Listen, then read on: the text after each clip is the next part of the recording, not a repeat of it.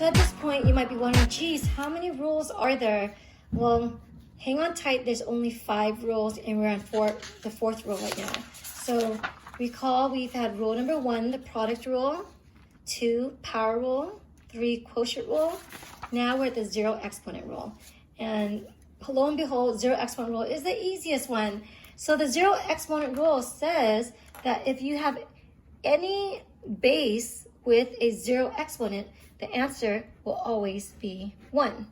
And that's it. So again, if you forget that, notice I put here earlier 5 to the 0 power, you'll get 1. If I put 100 to the 0 power, you'll also get 1.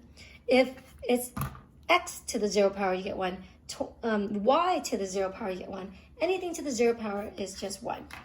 So let's look at a problem like number 10 here. So number 10, I have a fraction to the 0 power, and notice a fraction is inside the parentheses. So this whole thing raised to the 0 power, guess what it's going to equal to? Right, 1. So that's part A. Now let's be careful with part B.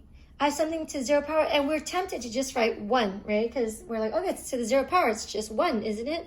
Well, notice what is the base in this problem? The base is 7.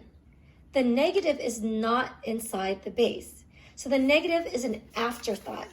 It's a negative that's after we do this part. So 7 to the 0 power is just 1, which is correct.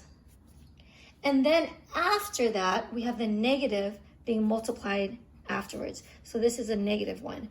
So that's why it's really important to ask yourself, what is the base? The base is always whatever that's in parentheses or directly in front of the exponent.